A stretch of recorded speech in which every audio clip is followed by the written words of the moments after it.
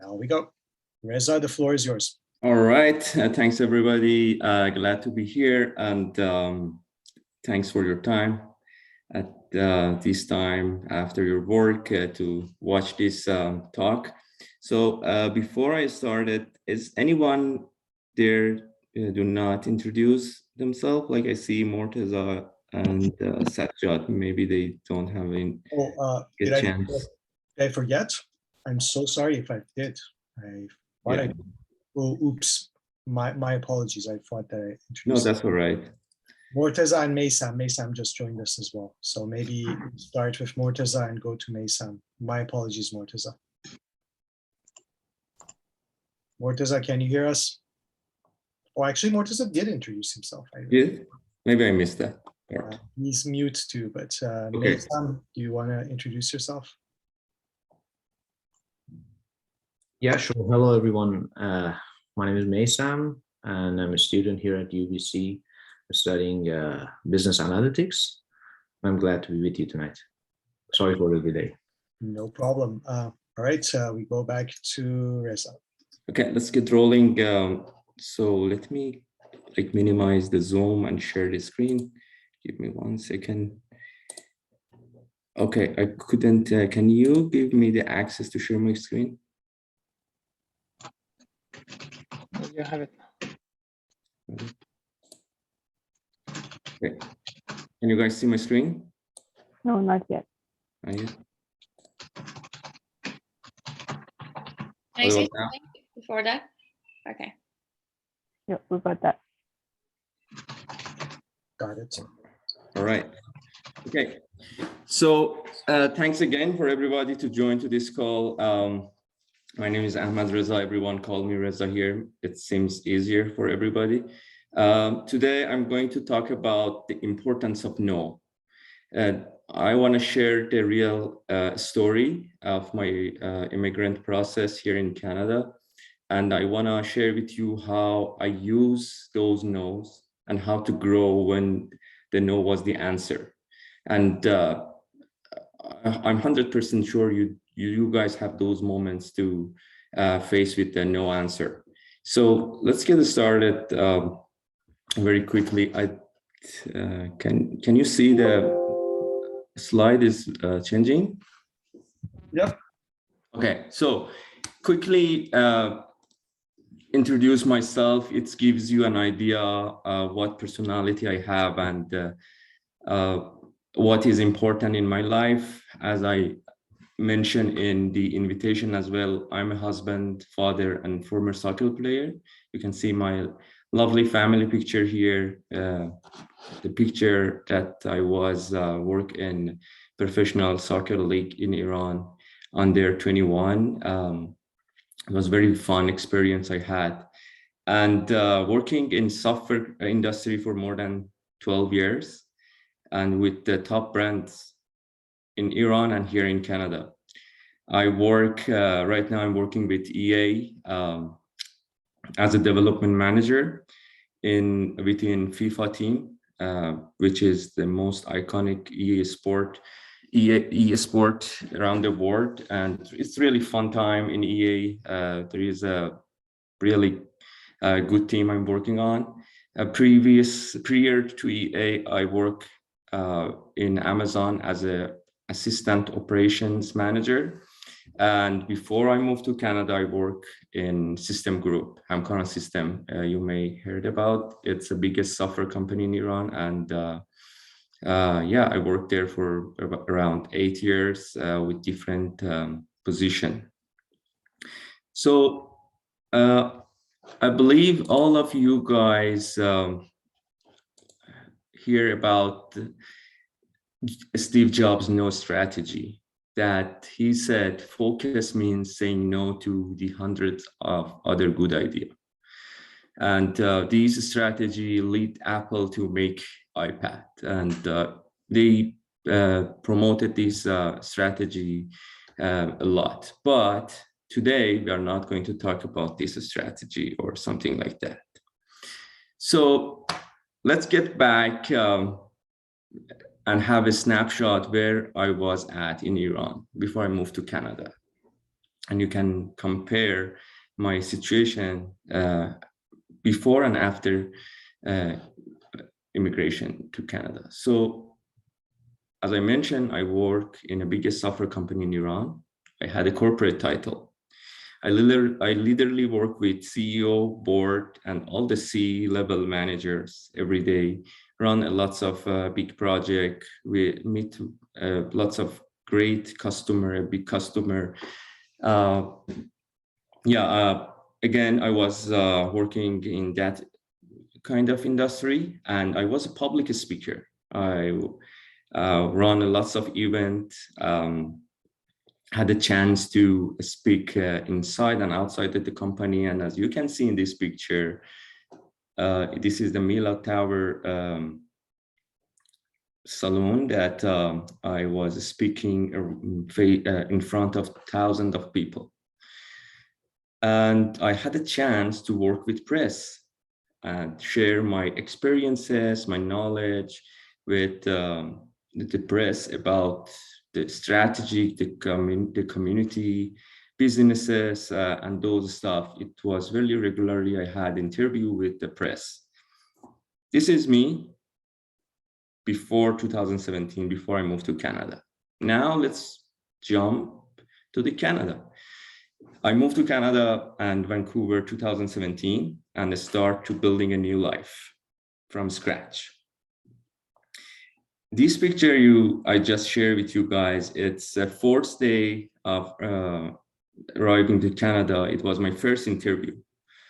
I was full of energy, lots of hope, and wants to create and build a new kind of future for myself.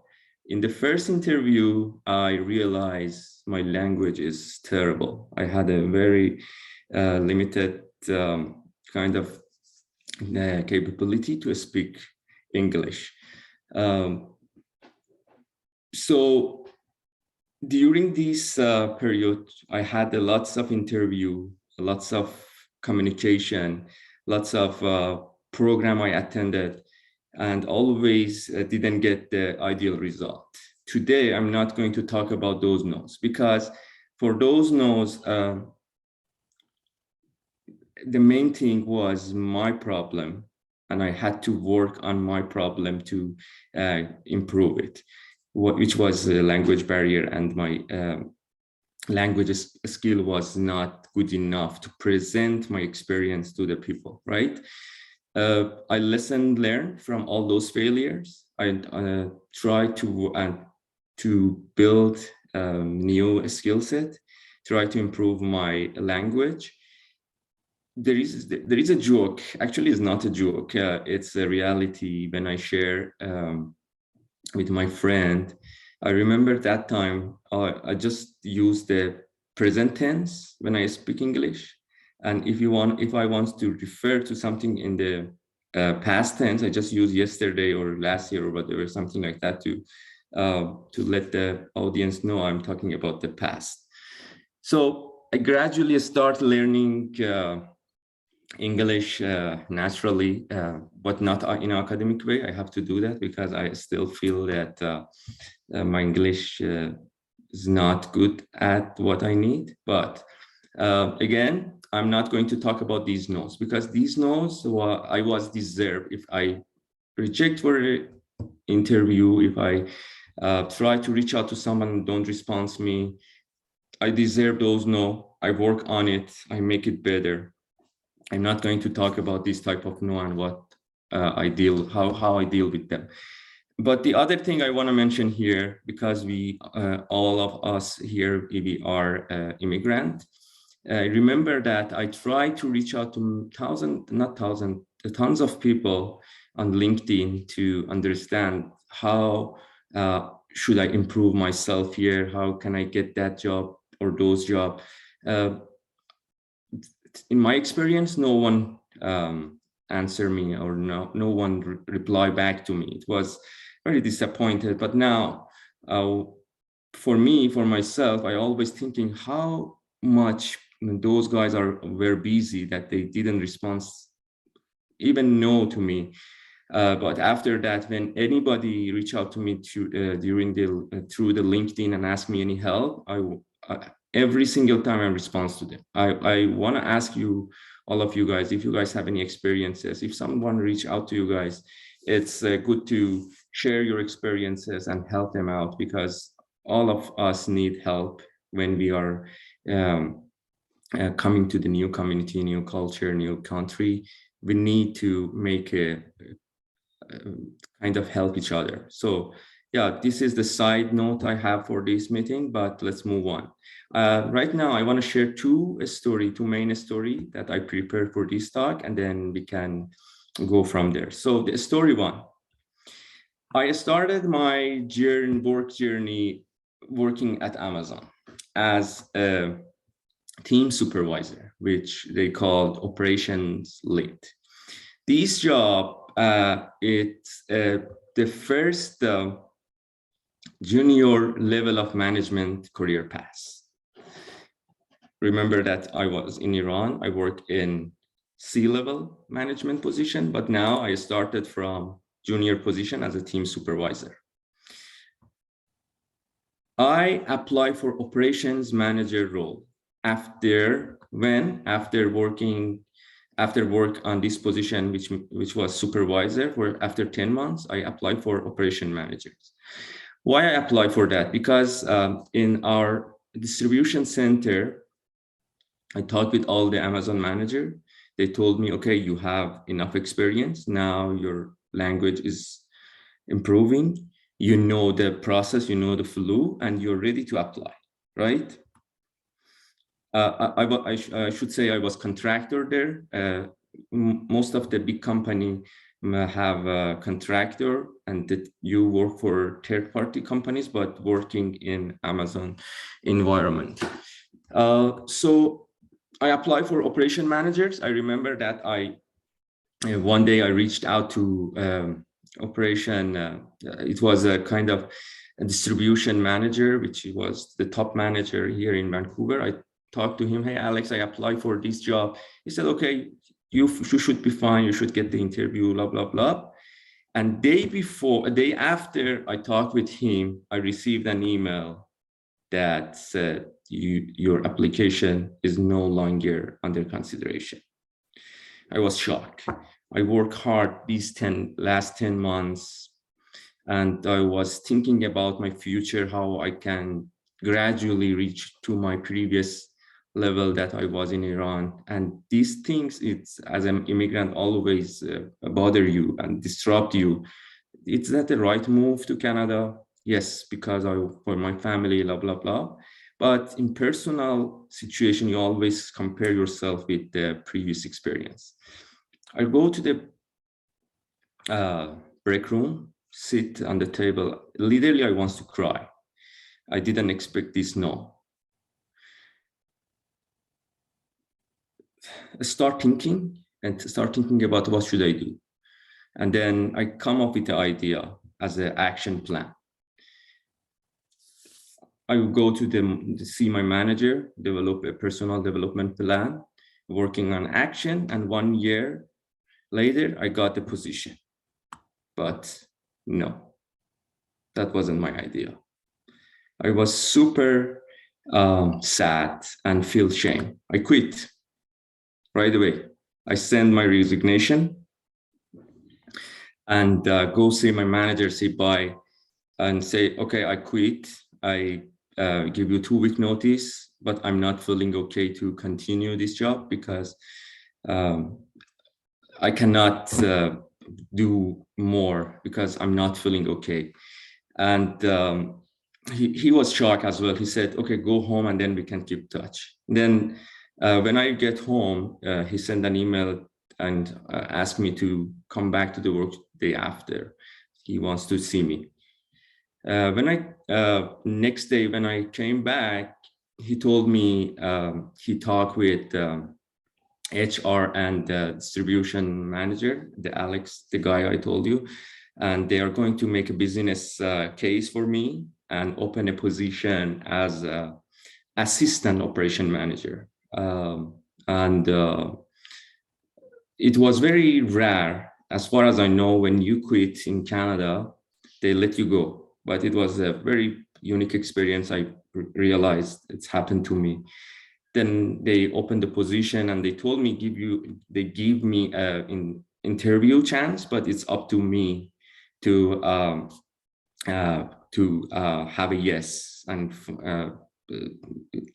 everything it depends on my performance on the interview. I got that job. So now story 2, just keep this story 1 beside, and then after story 2, I'm going to send my message to the audience today. So story 2, still working at Amazon as an assistant operation manager. My main goal was improve my English, learn about the Amazon philosophy, folklore, whatever, and then apply for any position in office in software development area. I worked there and apply for project program manager position. And when I apply, 8 months later, when like 8 months after I became assistant operation manager with high performer as a high performer person. And I just want to give you a 2 feedback. The annual in Amazon, you have annual feedback from your peers, your managers, the supervisors, the leadership team, or your direct report. So the first one you see here, it came from my manager of managers. So he said, Reza is an extremely talented, motivated member of our team. He is always looking for a way to push us all to next level. And he mentioned here, he has also been very helpful in supporting, training our new team members, including his new shift manager. Yes, I literally train all the managers. They join to our team in Vancouver Distribution Center, because the way Amazon hire operation managers, they hire mostly fresh MBA graduated, and work with them. So in the paper, I was assistant manager, but in the floor, I was manager. Every manager reached out to me every single day to planning, to do some conflict management, to overcome any challenges. And this is the second feedback is for my direct manager, that he said, Reza is a high efficient and data-driven leader who utilizes his analytic aptitude to drive his team beyond expectation. So I work in this position 8 months. The feedback is super positive. They told me you are on the promotion list and everything good to go. That's why I decided to apply for project program manager position in the different org in Amazon. So yeah, I mentioned that, and just wanted to highlight it here. I ran a new process improvement there that make our station 3 consecutive months in the top 3rd best productive team around the world, which was a huge win in Vancouver team, and they celebrated every day. And funny enough that the planning tools I made, they call it Magic Plan, and they promote it across the Canada, and then later on become part of the new tools inside the Amazon. So imagine all those good things that I made, but again, they reject my application right away.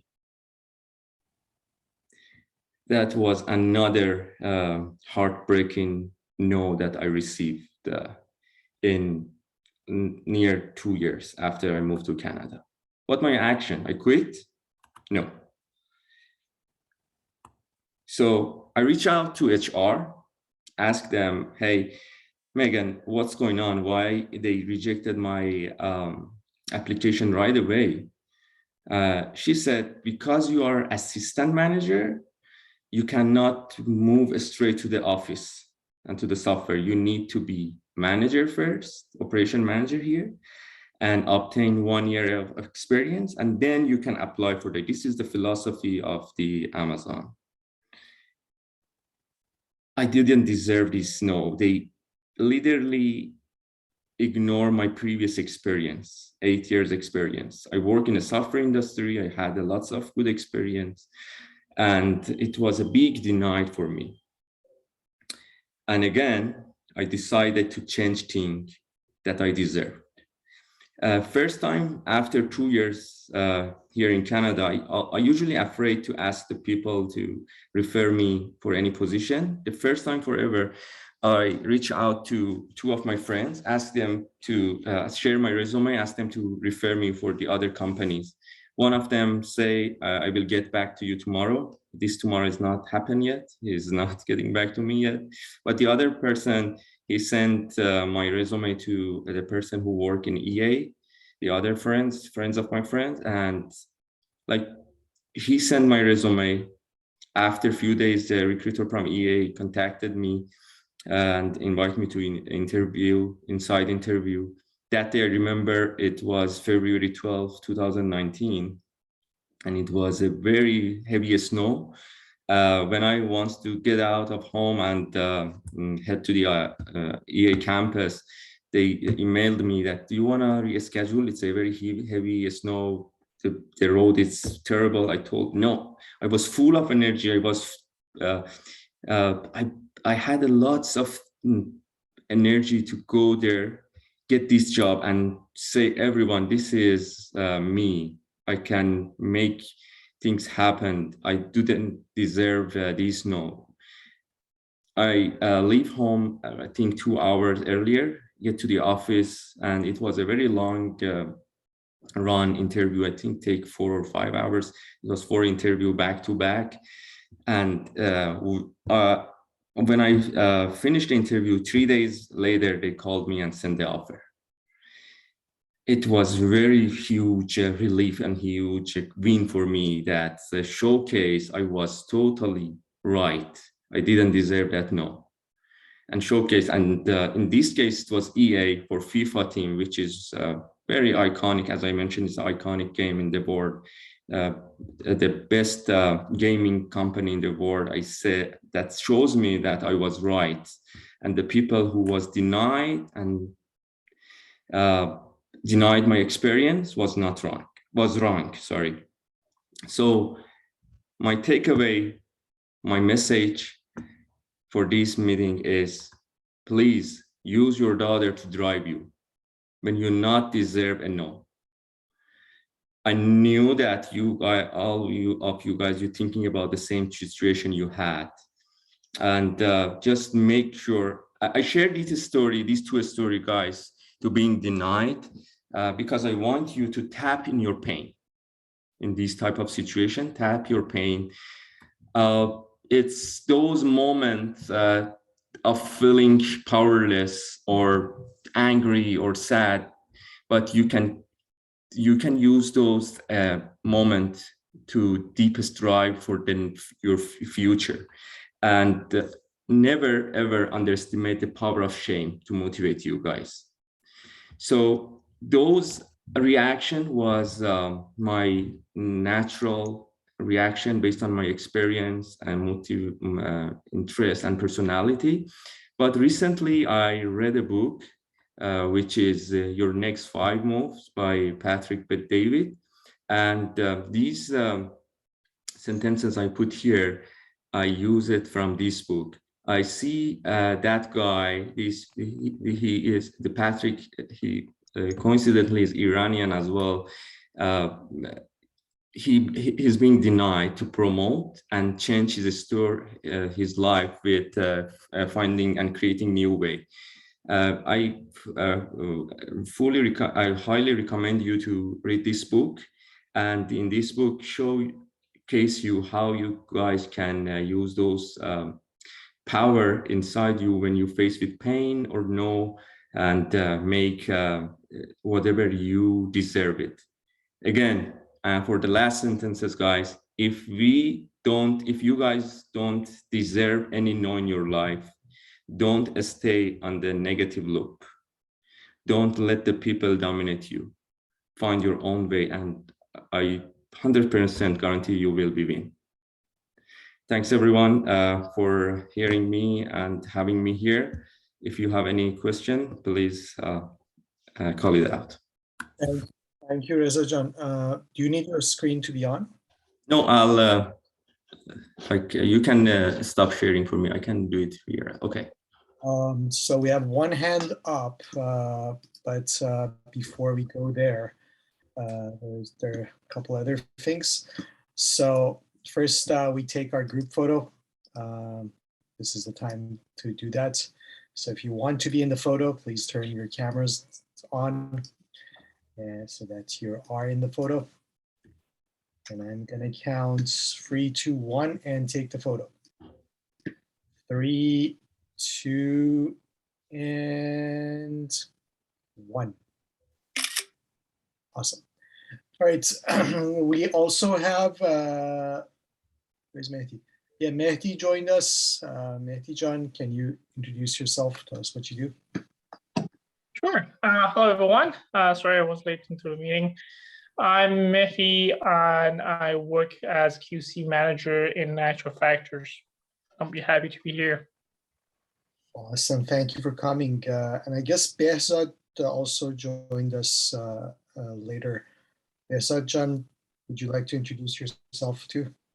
Yeah, hi everyone. I'm Behzad. I live in Toronto and my work is in Vancouver. So I start my day with Toronto and I end my day with Vancouver. I intended to join you earlier, but my meetings were just going on. So right now I'm just resting. The room is dark, so even if I show the video, you won't see anything.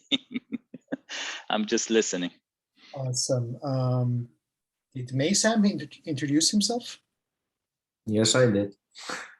Awesome. Sorry, I'm looking at the name. Really good. Yeah, let's go to Mehshad for a question. Yeah, thanks a lot. It was for the talk. It was very inspiring, and yeah, I think all of us as immigrant can relate to that. You might have touched this, but like I didn't get. Was there any reason that you said no to the like manager position and then moved to assistant manager, or was it just you, or it was something that was pushing you to do that? No, for the first story, I applied for a management position. They declined. I mean, they rejected my application because the reason they gave me was you have not Canadian experience as a manager, and you should start as an assistant manager. That's why they make this business case and may open the assistant position for me. Okay, makes sense. Thanks a lot. But it wasn't reasonable again, but because it was one step ahead, I accepted at that time. Okay, yeah, thanks. No worries. Awesome. Oh, Faisal. Okay. Thanks for sharing the story with us. I mean, it was interesting, and we all can connect to the story because like we all have the same experience. When you move to another country, when you leave, you have what you have.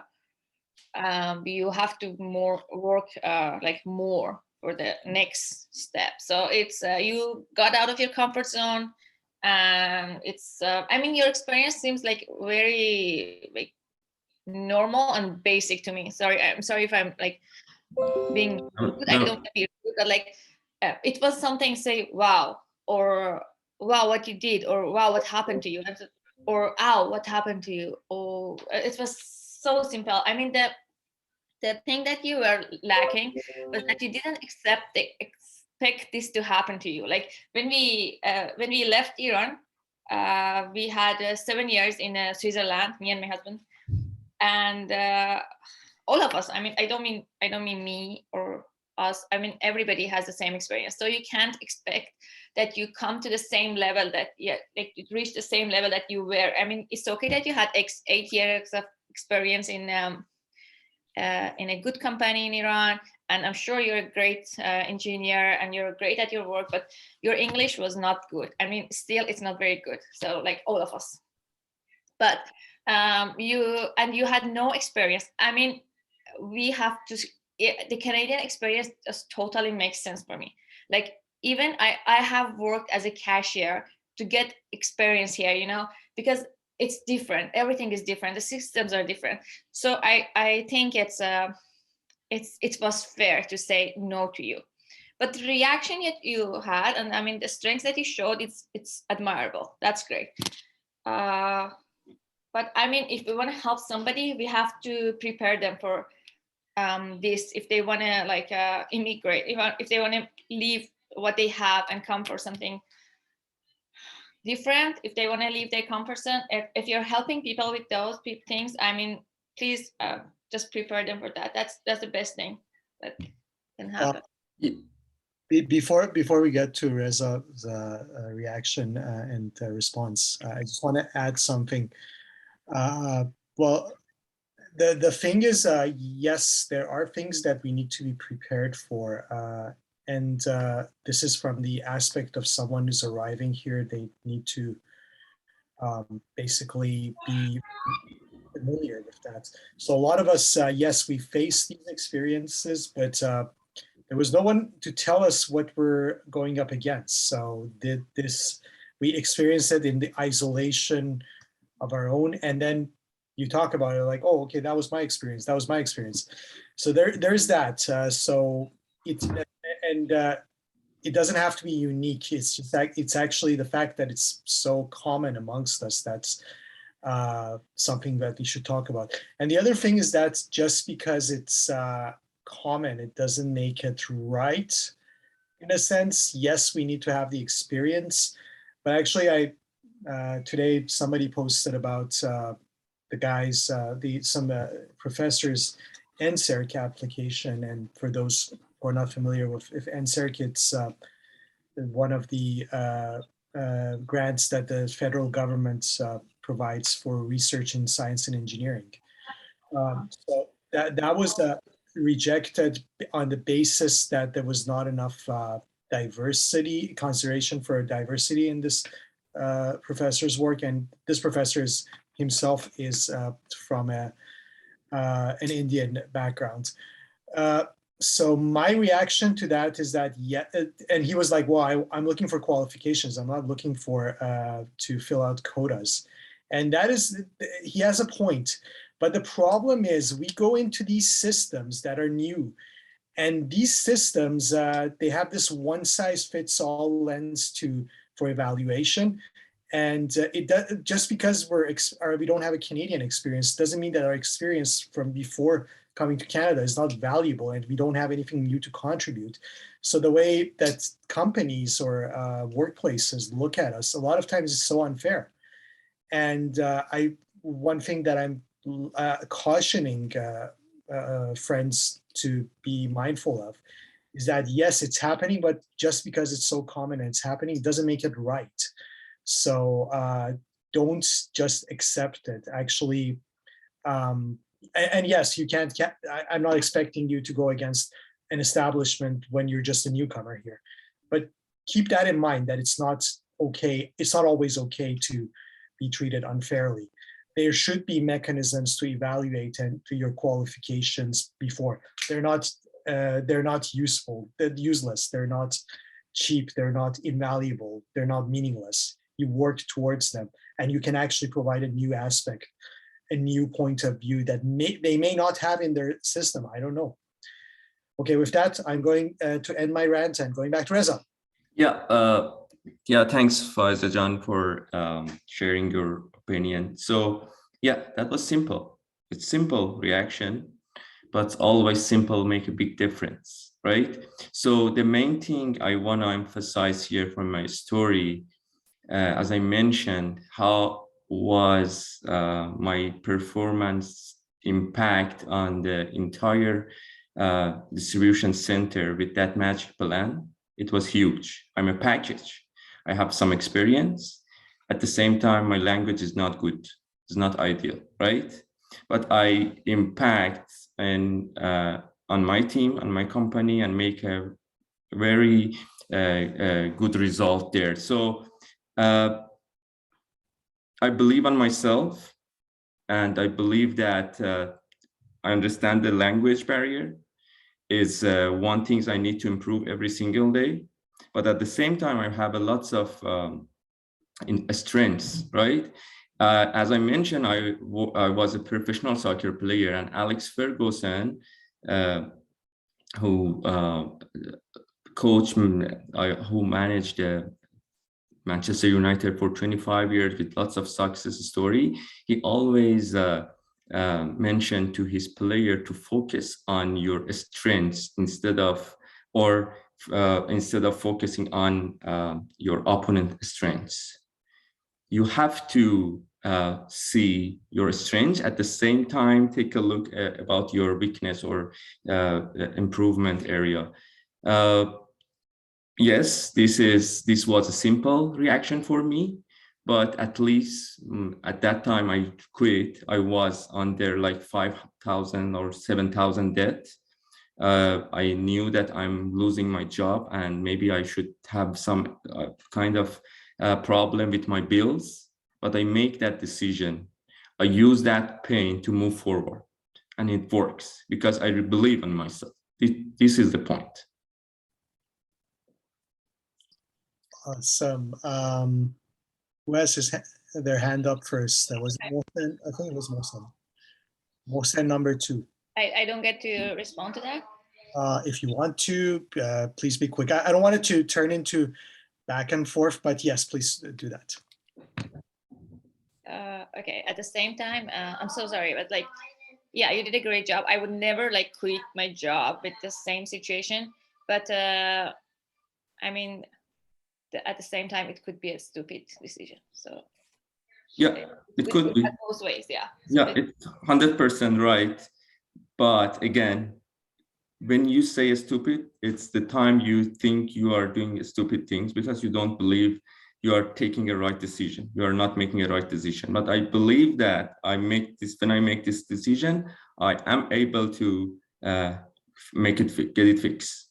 I was 100% believe on myself. That's why I make that decision. Yeah, it's nice. In terms of, I mean, I would use the word stupid, maybe not stupid, but it's terrifying. Like basically, if it was for me, I would be like, holy shit, I'm not going to be able to do that. What am I doing? The thing is, you couldn't believe that when I did that one. Our station was in Burnaby, and I drive to the Coquitlam, and I literally cry when I was driving because I was thinking about how I want to deal with the rent, the bills, and those stuff. And I had a plan to work at any kind of job like delivery or whatever, but I don't want to let myself to be in the negative loop every day and remind me, hey, they ignore you, you're talented, you're experienced, and I just continue to work with them. This was my principle, right? I have to work harder. Maybe instead of working 4 hours, I have to work 80 hours to respond to my family needs, rent, make a bill, but I don't want to keep myself in a negative loop. Awesome. All right, so we go to Mohsen number 2. Yeah, that's interesting story. Number of stories. We all are connected in some way to these kind of stories. It's not usual, but because we got used to this normal life and immigration things, sometimes we say it's normal, but when you're saying the similar stories to like someone from US, from Canada, they say, oh, come on, write a book about this. This is amazing.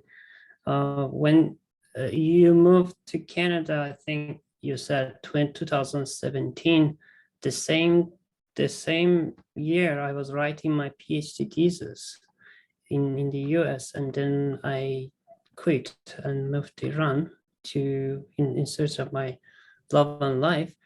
But I know probably I cannot come back, but at the same time, as you mentioned, I believed I can get away in some way, like other countries or in other position in academia probably. So it happened to me, to someone here, probably all of us. And again, it separated me and my love for 5 years. So until now. So I don't drag you away from the topic. I have a quick question. When you come to Canada, probably you have some credentials from academic backgrounds. You mentioned, like, so when you apply for a job, you said, okay, I have worked with big companies. Probably definitely I searched and I hear the Persian translation and I knew about that. And also, so you have some bachelor's or master's or PhDs. So I wanted to know about this and what age range when you come to Canada. Beside that one, so you had language barriers, so you probably got express entry or somehow you Skilled worker, yeah. I was a skilled worker from Quebec. I was a skilled worker from Quebec. I have to learn French. Before to Canada, I spent lots of time to learn French, interview by French.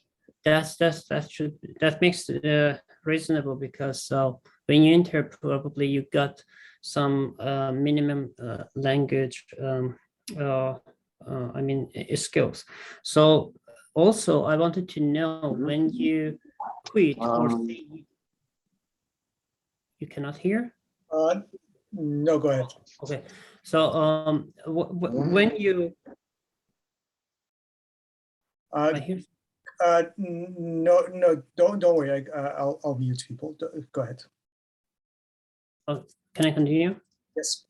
Oh, and the last thing about the gaps you might have between the couple different jobs. So how did you manage those gaps in terms of financially, and because you have families, you were not alone to just Vancouver is very expensive. Oh, you're mute. Yeah, so yeah, fortunately I don't have any gap. As I mentioned, for story 1, I quit. Day after, I was in my 2 weeks notice, and they called me back and told me, stay, we are going to open a business case for you. It's take or 3 weeks. Then I hired directly with Amazon. And then for story 2, as I mentioned, I didn't quit right away. I start to talk with HR, and then at the same time I follow the new opportunity, and that opportunity to joining for EA is just take 2 weeks. There wasn't any gap in terms of financial for me. But the first question, I don't recall. Degrees and university. Degrees, yeah, I am industrial engineer, and also I have MBA. Awesome. All right, we go to Farnas, but before we go to Farnas, one point that I have to make. Reza Jan, at this point, in the meeting that we usually ask our guests to think about what our takeaway should be, and we'll get back to you and ask you again at the end, so that it gives you some time to think about it. So yeah, we go to Farnas. Thanks, Amir. So I want to start with thanking Reza for sharing your life story. It's not easy to open up and be honest, and especially talk about challenges you face to inspire other people. Thank you. So I was going to, before Amir, you said it's time to think about takeaway, I was going to comment on the conversation between Faiza and Reza and kind of say what my takeaway from that is. So you brought it up, so I guess I comment in time. I want to say, both what you, Faiza, and Reza said, to me, having a combination of both would be a takeaway from this meeting or talk. Faiza, you said we need to adapt, we need to accept the rules. That's definitely the law of the nature. If you look at the animals who live up north, they're fair, their skin is white, whereas our bears here are black and brown. So need to adapt to the society. But on the other hand, Reza, I totally accept and support what you said. You need to stand up for yourself, and the history was made because people stand up for themselves. Like Nelson Mandela stand up to the apartheid. He suffered for it. Yeah, but then things changes. There's a famous sentence that says, well-behaved woman seldom make history. Yeah, because women who said, we don't want to just be taking care of our child or do normal things, they started to go and become scientists or do other things. Those were the women who allowed us to be actually to vote and do things. So it's important, I think, to keep in mind that it's a balance of both. Yes, you need to adapt sometimes and accept the rules. But on the other hand, if you think it's unfair to hear no or to, be like treated unfair, just stand up for yourself and say, no, I don't accept that, no. So I think that's my takeaway. We need to go with both ways, depending on the situation and depending where we are. And thanks everybody who participated in this great conversation. Yeah, thanks, Farnaz Jan. Do you want to say something more, or do you want to move to the next comment? No, I agree for everything. Just Farnaz said, it's not a black and white to kind of stand out for yourself if you hear some no, because sometimes you deserve that no. There is something you have to work on it. But if it's unfair no, you have to stand out for yourself to make history. It's really kind of a very sharp and great point. Thanks, Farnaz. Awesome. Dr. Saeed. Hello, everyone. I just wanted to say my opinion about the discussion. I read a book a while ago, Thinking Fast and Slow, Daniel Kahneman, and it's about decision making. And unfortunately, in Iran, we haven't been taught what is decision making, and that's like see the emotional kind of atmosphere in discussion. I think Reza did a great job to be in EA in 2-3 years. It's amazing. But what is the denominator? How many Reza coming to Canada? How many of them can get a job? Good job for Reza. But we cannot give this as a solution to 100,000 Reza or 10,000. I don't know how many people are in that field, but Reza did a great job. I know EA. My son loves FIFA, and I had 2 sons. I have 2 sons in Canada. They grow up here. They learned in school how to make decision. And quickly, I say there are 2 systems: System 1, System 2. System 1 is fast. What Reza decided to say no was fast, was emotional, lots of basically passion is about that, and there is a high risk of error in that, but it's fast. And we have a tendency to use System 1 more than System 2. System 2 is slow, lots of energy needed, but the accuracy is higher. And that's probably Reza should say, should accept that no, and should not quit the job. So that was my comment. Thank you so much. Have a good night. Great point, Dr. Saeed. But I want to add something. It depends on the personality of the people. So, and it's relative for each people. It was slow or fast. For me, as I mentioned, for first job, I worked there for 10 months, and I was in Canada around a year. And I believe that I have ability, right? And I started in a very, very junior position.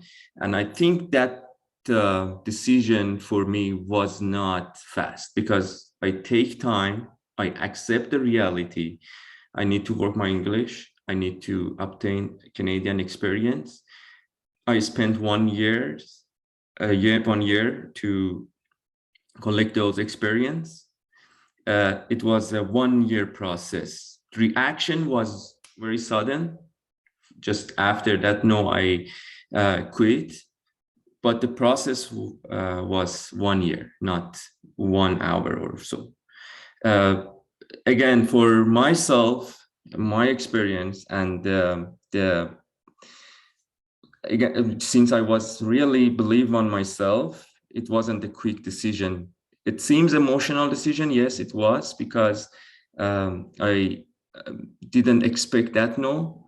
And at that time, I was full of emotional feeling and I wanted to do something.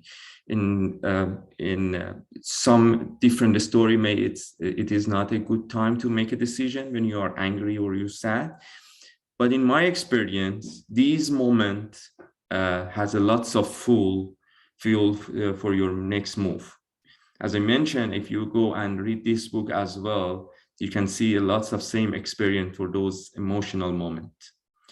The importance of these emotional moments, it's a challenge on yourself, whatever you believe, and somebody's doubt on you and ignore some ability, experience, or what the knowledge on you. And you have to make a decision. You want to accept it, or you want to get out of this situation and make your future. For me, it wasn't very short term decision. It was a long term, because I worked in same situation for a year, and at that time I believed that I couldn't stay in this situation anymore. I see. Awesome. All right. No more hand up. So just jump in, whoever wants to speak. Actually, Igor is left. Maybe you guys, we can switch in the Farsi. Maybe we can. ممکنه بتونیم راحت‌تر مطالب رو یعنی چیز کنیم دیگه. Up to you guys if you want to take it in English or you want to switch to Farsi. من میذارم به عهده دوستان. حتی من چیزی یه توضیح که بدم، ما تشویق میکنیم که دوستان غیر فارسی زبان بیان. من اینو گفتم به ایگورم که اونا هم با ما آشنا بشن، ما هم با اونا آشنا بشیم و همینجوری دور هم فقط نباشیم که خودمون با خودمون حرف بزنیم و برای هم دیگه دست بزنیم. خلاصه این از این. دوستان، بهزاد. من ببخشید من دیر اومدم و صحبت‌های دوستمون رو نشنیدم. فقط میخوام ببینم که اگر زمینه کاریشون کامپیوتر و سافت‌ور هست، اینجا تجربه کانادایی اصلا چه معنی داره؟ هیچ معنی به نظر من نداره. فقط حالا چون من توی زمینه سافت‌ور به هیچ عنوان معنی نداره، چون همه میتونم بگم 90% از دوستای من که سافت‌ور دیولپر بودن و تکنیکال اکسپریانس داشتن از ایران اومدن، بالای 70-80%شون توی یک ماه اول کار پیدا کردن، کارهای عالی پیدا کردن، چون به اندازه کافی فرصت شغلی اینجا هست و سواد بچه ایرانی هم خوبه، به خاطر اینکه اون محدودیت‌های استفاده از نرم افزارهای به خاطر لایسنسینگ ندارن و اکسپریانس خوبی دارن. مینیمم لنگویج، توانایی صحبت انگلیسی که داشته باشن، میتونن کار خوب خیلی سریع پیدا کنن زیر یک ماه. ولی چون من توی بخش سافت‌ور تو قسمت منیجمنتش فعالیت داشتم توی ایران، اینو میتونم بپذیرم کاملا که سافت اسکیل برای اینکه منیجر باشی در ایران و کانادا بسیار متفاوته و نیاز داری که اون کانادین اکسپریانس رو داشته باشی، چجوری کانفلیکت منیجمنت داشته باشی، چجوری پرفورمنس منیجمنت داشته باشی، چجوری فیدبک داشته باشی. اکثر کمپانی‌های بزرگ هم با ترد پارتی کار میکنن، پارتنرشیپ منیجمنت خیلی مهم است و این گپ رو باید پرش کنی به عنوان یه منیجر.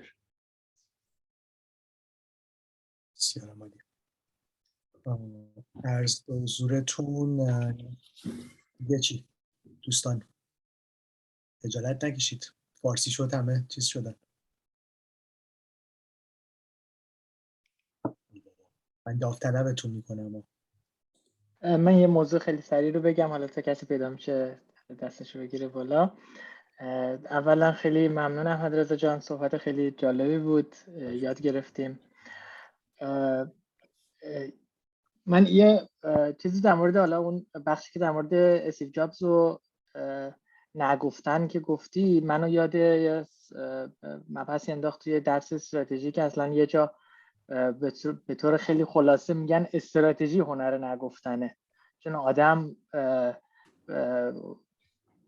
اینکه پیدا کنه راه درست چیه، کار درست چیه، باید 99.3 نبگه و اون یه ذره رو آره بگه و انتخاب کنه و اون کار رو انجام بده. و این نگفتن خیلی مهمه. کسی که نتونه بگه هی، یا نتونه بشنوه، هی مسیر اشتباه میره و هی هزینه های خیلی زیادی برای تصمیماتش مجبوره بده. مسئله دومم برای من خیلی جالب بود که این داستان تجربه کانادایی، این حالا مخصوصا توی فضاهای مثل فضای کار صنعت سافر خیلی برای من جالبه که اینو حالا من توی جاهای دیگه هم دیدم که هر چقدر داستان خوب تکنیکال تر میشه، این تجربه کانادایی بی‌معنی تر میشه. چون مثلا یک کسی پیور کارش کد زدن باشه، در حد صحبت با همکاراش در حدی که کانفلیکتی پیدا نکنه و در حدی که بتونه کامیونیکیشن کنه نیاز داره تجربه کانادایی داشته باشه و بدونه نمیدونم حالا چیزای خیلی بیسیک فرهنگی رو بدونه که اگه ندونم خیلی سریع یاد میگیره. چون با یعنی کسی که خودش به اون سطح تکنیکال رسیده قاعدتا اینجور چیزا هم خیلی سریع میتونه متوجه شرایط محیطی بشه. ولی من دیدم که بعضی جاها از این عنوان بهانه استفاده میکنن. یعنی حالا تو بعضی کارا طبیعیه، واقعا نیازه، مثلا یه داستان نمیدونم کاستومر سرویس، خب یه استانداردی وجود داره، واقعا متفاوته اینجا.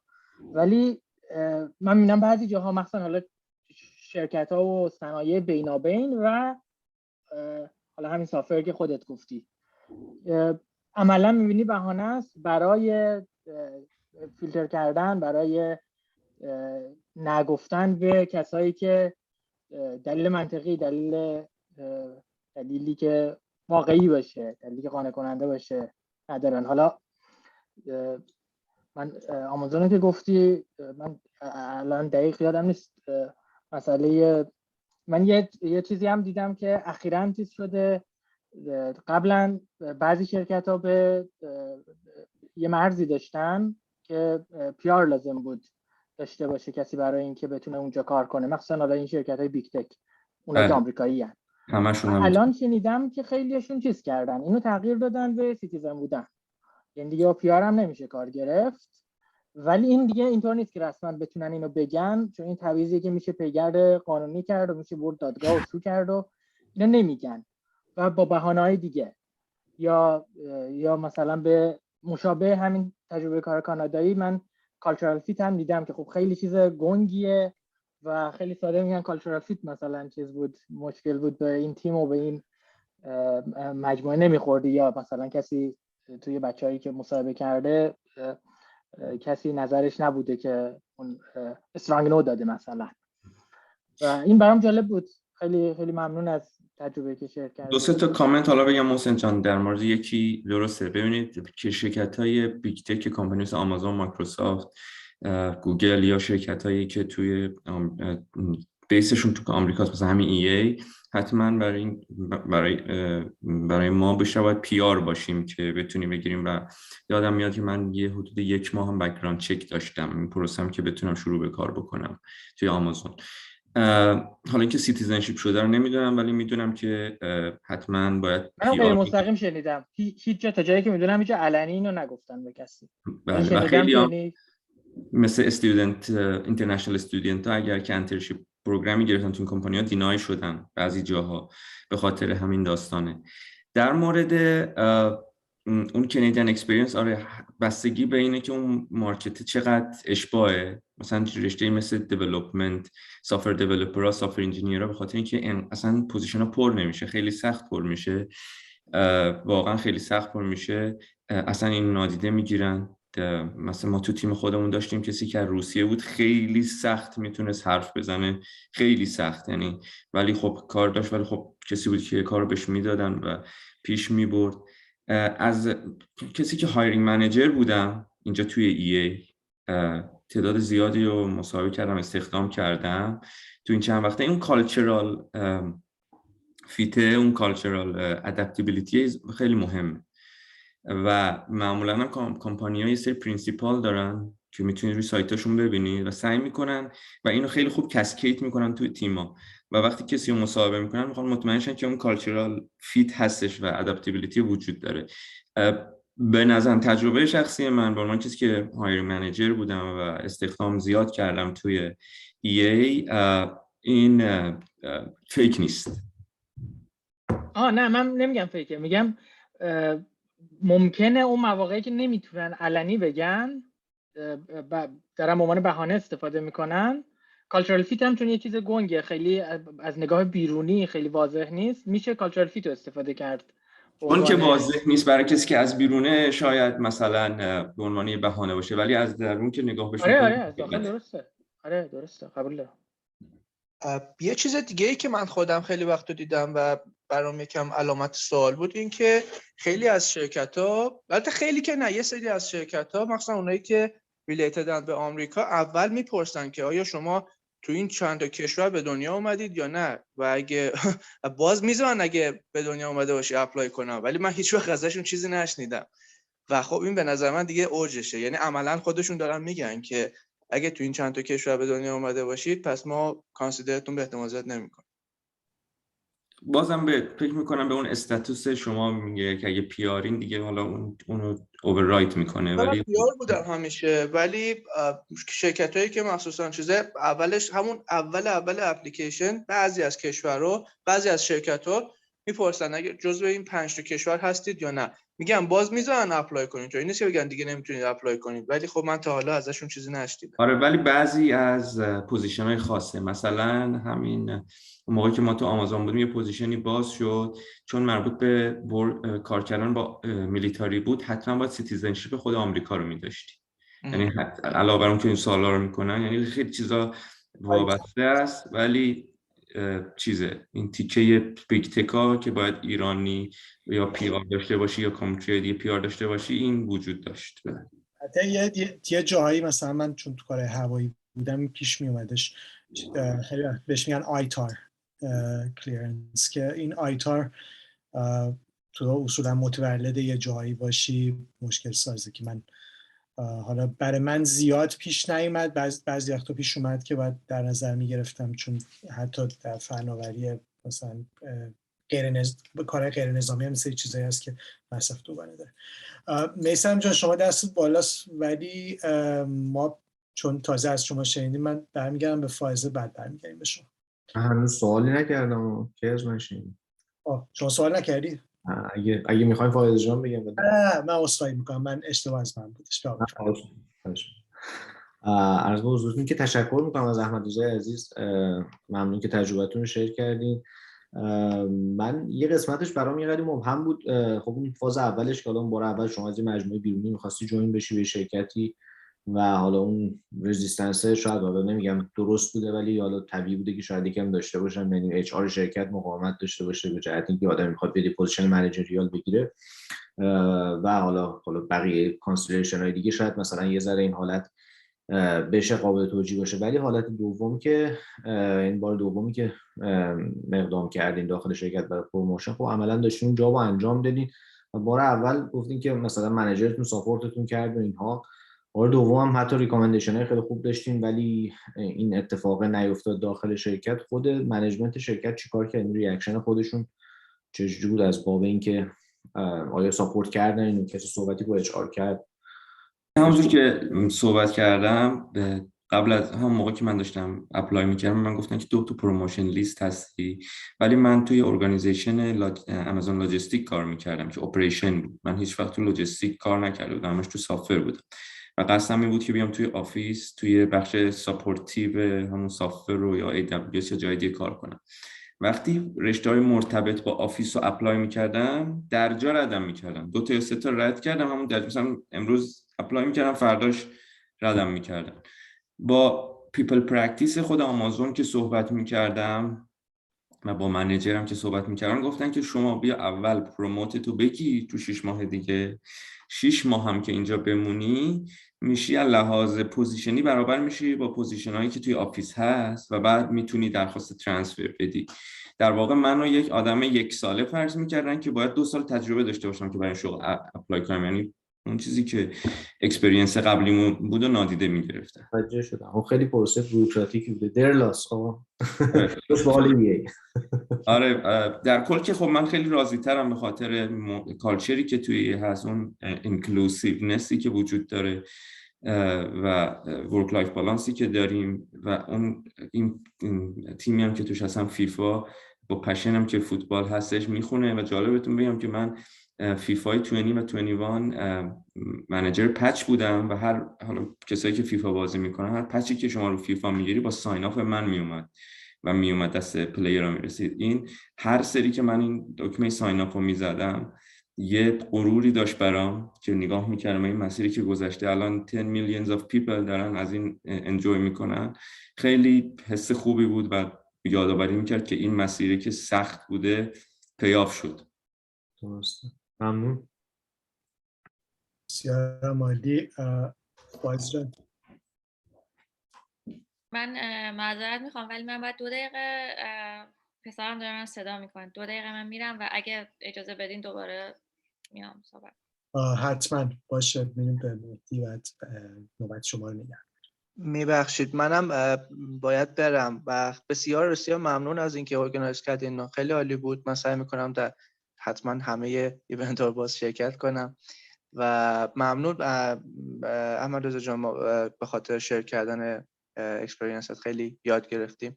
در صورت ممنون. شب خوبی داشته باشید همگی. انشالله که بشه هر چه زودتر این پرسن همه رو ببینیم. مرسی. متشکرم.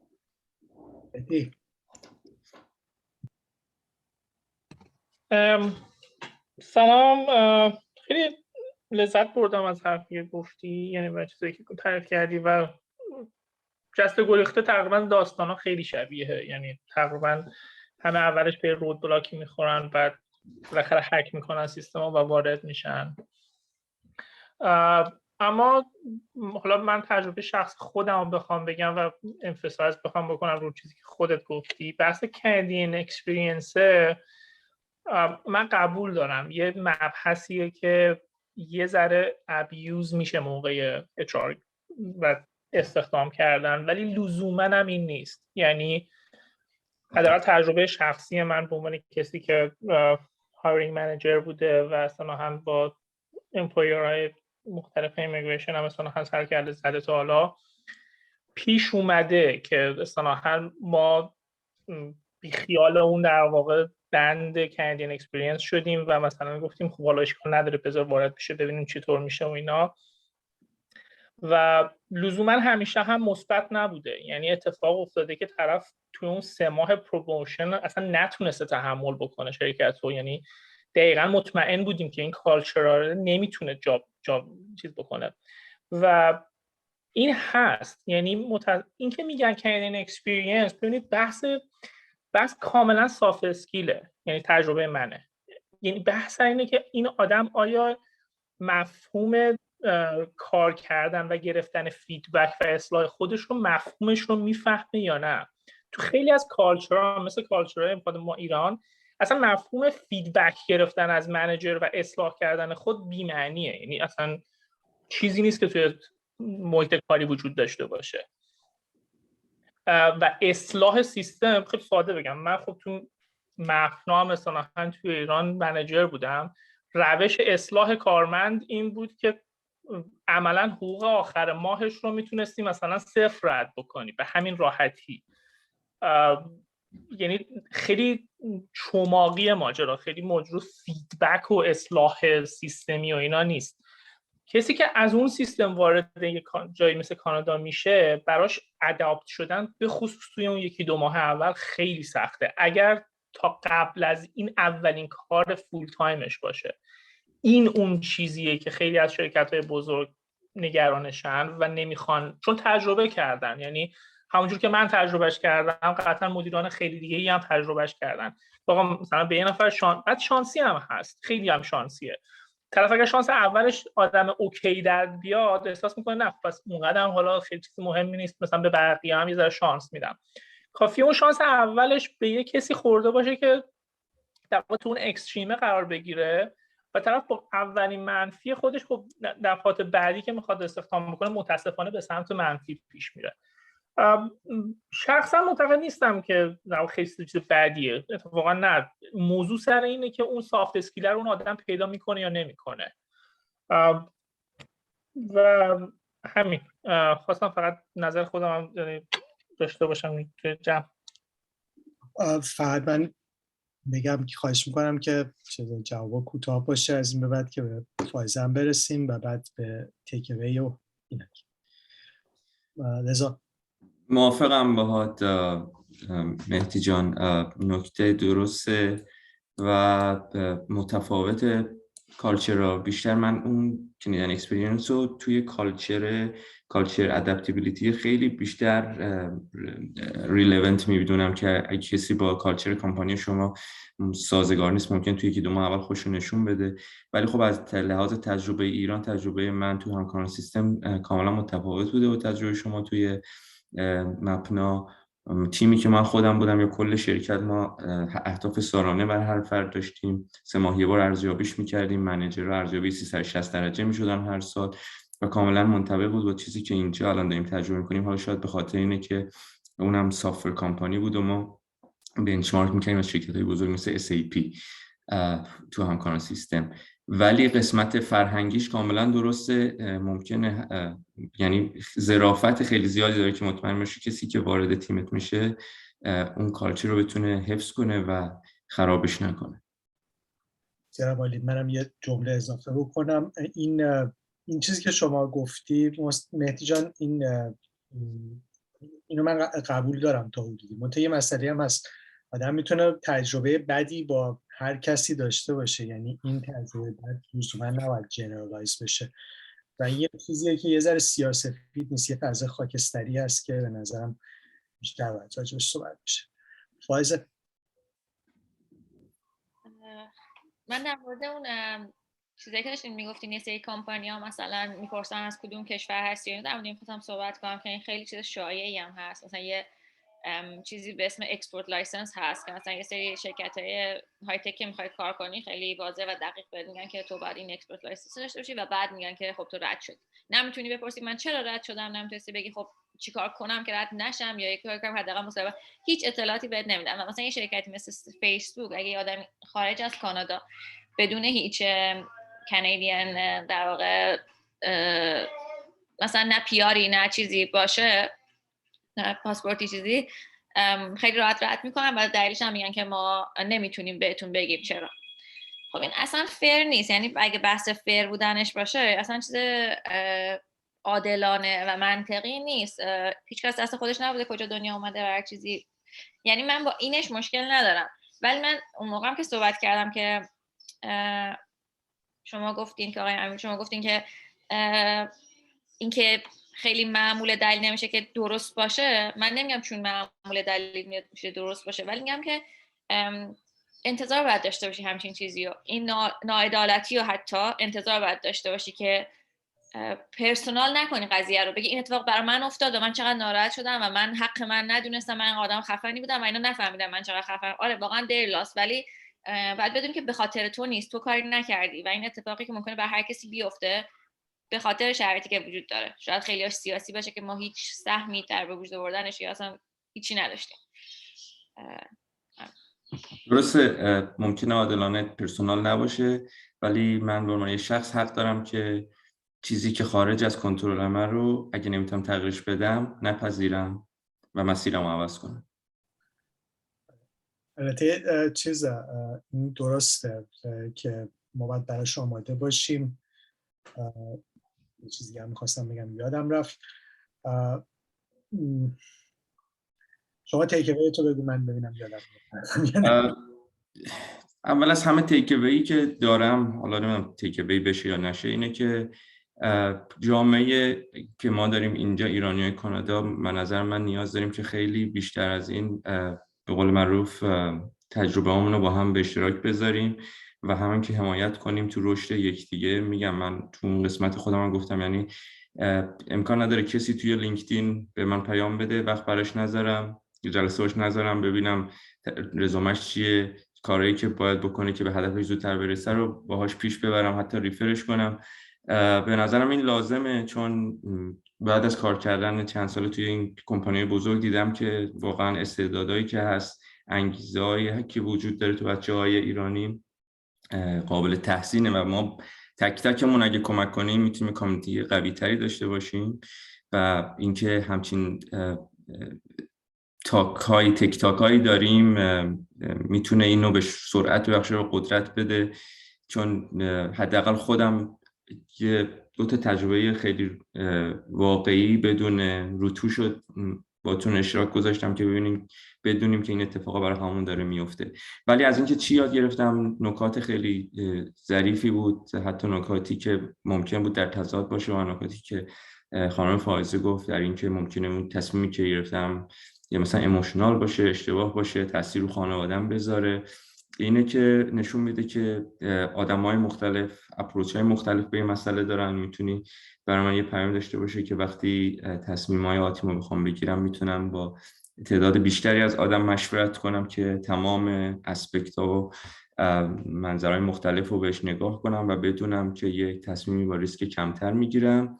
و در آخرم باز برمیگردم به این نکته که نتورکینگی که ما وجود داره، برای ما ایرانی‌ها وجود داره، باید بهبود پیدا کنه و من خوشحال شدم که تونستم یه فرصتی پیدا کنم، تجربه‌ام به اشتراک بذارم و احتمالاً بتونم از تجربه دیگران استفاده کنم و این نتورکینگ به نظر من هر چقدر با سرعت بیشتری گسترش پیدا کنه ما هممون اینجا موفق‌تر میشیم. بسیار عالی. من حرفم خیلی یادم نیامد، ولی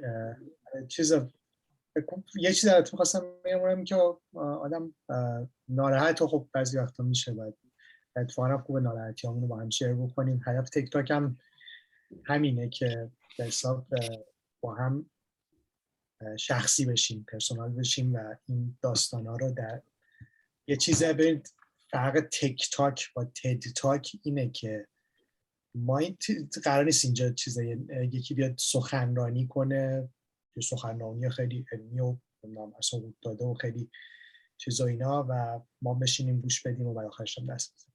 هدف اینه که گفتگو توش باشه، هدف اینه که داستان شخصی آدم‌ها رو چیز کنیم و با آدم‌ها نزدیک بشیم، ارتباط شخصی برقرار کنیم. این خیلی مهمه. و دیگه اینه که خیلی چیزامون مشترکه، خیلی مشکلات و چالش‌هایی که داریم مشترکه و میتونیم از هم یاد بگیریم و به هم یاد بگیریم. من حرفم هنوز یادم نیومد، بعد بیام دست کنم ریکوردینگ رو دوباره نگاه کنم ببینم چی می‌خواستم بگم. اوکی. محسن هفته یکیه؟ هفته دیگه e-Tek شماره 80.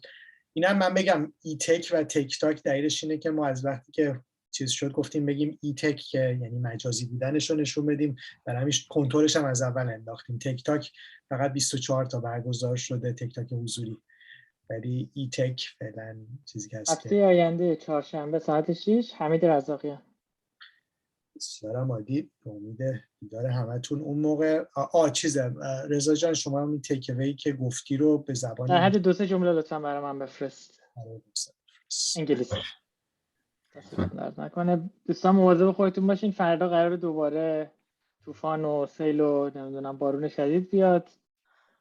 احتیاط کنین. ممنون از همگی. Good luck. خیلی ممنون از همگی. ممنون رضا، ممنون. مرسی.